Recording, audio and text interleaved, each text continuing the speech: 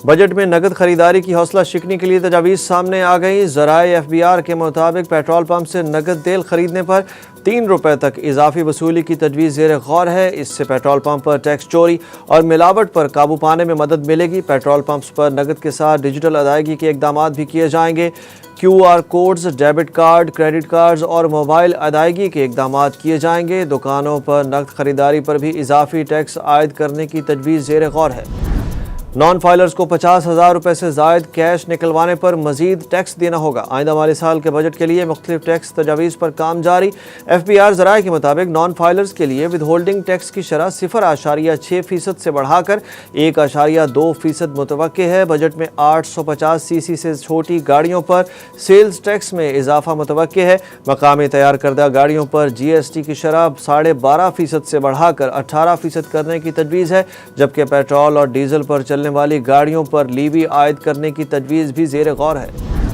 آئندہ مالی سال کا وفاقی ترقیاتی بجٹ 1000 ارب روپے رکھنے کی تجویز آ گئی۔ دستاویز کے مطابق دفاعی پیداوار ڈویژن کے لیے 1 ارب 78 کروڑ روپے، صوبائی منصوبوں کے لیے 93 ارب 44 کروڑ روپے، SIFC کے لیے 50 کروڑ 30 لاکھ روپے اور آبی وسائل ڈویژن کے لیے 140 ارب روپے مختص کرنے کی تجویز دی گئی ہے۔ وسائل محدود ہیں، نصف سے زائد بجٹ قرض ادائیگی میں جائے گا۔ 1000 ارب روپے کے 118 منصوبے بند کر رہے ہیں۔ وفاقی وزیر برائے منصوبہ بندی احسن اقبال نے پریس کانفرنس میں بڑا انکشاف کر دیا۔ احسن اقبال کا کہنا تھا کہ آئندہ مالی سال کے بجٹ میں ترقیاتی بجٹ کی رقم رواں سال کے مقابلے میں 100 ارب روپے کم ہے۔ ان کا کہنا تھا کہ ہم نے پچھلے مالی سال کا آغاز 1400 ارب روپے سے کیا تھا، کچھ عرصے بعد اسے کم کر کے 1100 ارب روپے کیا گیا، اب مزید کم ہو کر 1000 ارب روپے تک آ گیا ہے۔ یہ ہمارے لیے مستقبل کے لیے خطرے کی نشانی ہے۔ کراچی میں منت سماجت کے باوجود بہنوں کے سامنے موٹر سائیکل سوار سے مار پیٹ کرنے والا بااثر ملزم بالآخر گرفتار۔ واقعے کے 20 گھنٹے بعد مرکزی ملزم سلمان فاروقی کو پولیس نے متعلقہ تھانے منتقل کر دیا۔ ملزم کا ڈرائیور اور گارڈ پہلے ہی گرفتار ہو گئے تھے۔ کراچی کے پوش علاقے گزری ڈیفنس میں گاڑی اور موٹر سائیکل میں تصادم کے بعد کار سوار بااثر شخص طیش میں آ گیا اور موٹر سائیکل سوار شہری کو زد و کوب کیا۔ نوجوان کے ساتھ موجود اس کی بہنیں بااثر شخص کے سامنے ہاتھ جوڑ کر معافیاں مانگتی رہیں، لیکن روتی لڑکیوں کے آنسوؤں پر بھی بااثر شخص کو ترس نہ آیا۔ ویڈیو سوشل میڈیا پر وائرل ہوئی، جس کے بعد پولیس حرکت میں آ گئی۔ تحقیقات پر پتہ چلا کہ ملزم سلمان فاروقی کوئی سرکاری ملازم نہیں بلکہ بایونک فلمز کا CEO ہے۔ پولیس کے مطابق گرفتار ملزمان کی تعداد 4 ہو گئی ہے۔ متاثرہ موٹر سائیکل سوار کی تلاش جاری ہے۔ پاک بھارت کشیدگی پر پاکستان اپنا موقف عالمی برادری کے سامنے لانے کے لیے سفارتی محاذ پر سرگرم۔ پاکستانی وفود آج سے new York, Washington DC، London اور برسلز کا دورہ کریں گے۔ بلاول بھٹو زرداری کی سربراہی میں پاکستان کا 9 رکنی پارلیمانی وفد نیو یارک پہنچ گیا۔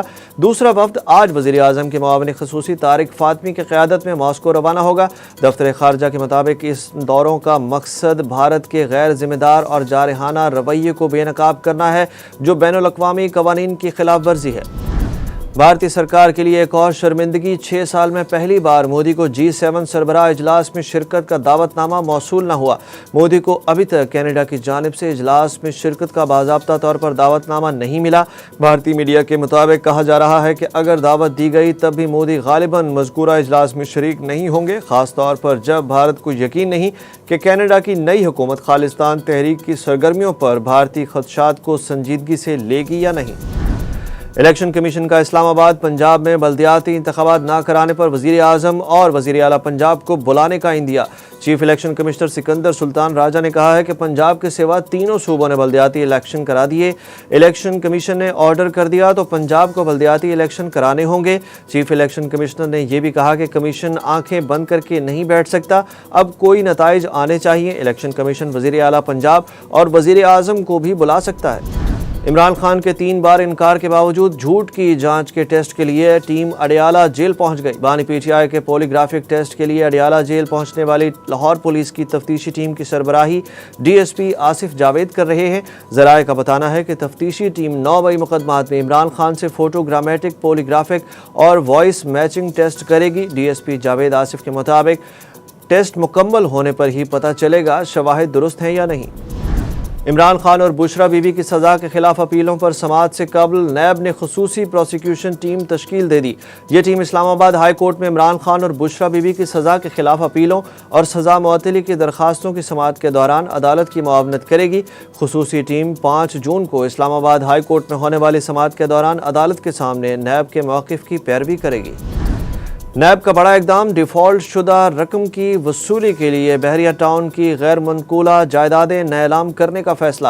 نیب نے اعلان کیا ہے کہ پلی بارگین کی ڈیفالٹ شدہ رقوم کی وصولی کے لیے بحریہ ٹاؤن کی غیر منقولہ جائیدادیں 12 جون کو نیلام کی جائیں گی۔ نیلام کی جانے والی جائیدادوں میں بحریہ ٹاؤن کارپوریٹ آفس، بحریہ ٹاؤن فیز 2 راولپنڈی، روبیش مارکی، بحریہ garden city, golf course, arena cinema, safari club, safari villas 1 بحریہ ٹاؤن راولپنڈی بھی شامل ہیں۔ گلگت بلتستان بھی پولیو وائرس سے متاثر ہو گیا۔ پہلا کیس رپورٹ 23 ماہ کا بچہ شکار بنا۔ رواں سال ملک میں پولیو کے کل کیسز کی تعداد 11 ہو گئی۔ نیشنل EOC نے کہا ہے کہ پولیو کے مکمل خاتمے کے لیے قومی سطح پر سنجیدہ کوششوں کے ساتھ ساتھ والدین کا بھرپور تعاون بھی ناگزیر ہے۔ Olympic gold medallist javelin thrower Arshad Nadeem Asian athletics championship کا گولڈ میڈل افواج پاکستان کے نام کر گئے۔ میاں چنو میں میڈیا سے گفتگو کرتے ہوئے ارشد ندیم نے کہا کہ میں اپنا میڈل پاکستان کی افواج کے نام کرتا ہوں۔ پاکستان کی قوم اور گھر والوں کی بہت دعائیں تھیں، جو بھی ہو گولڈ گولڈ ہی ہوتا ہے۔ انہوں نے کہا کہ عید کے بعد ورلڈ ایتھلیٹک چیمپئن شپ کے لیے انگلینڈ کا دورہ ہے۔ ہمارے گاؤں میں اسٹیڈیم بن رہا ہے، اس پر پنجاب حکومت کا شکریہ ادا کرتا ہوں۔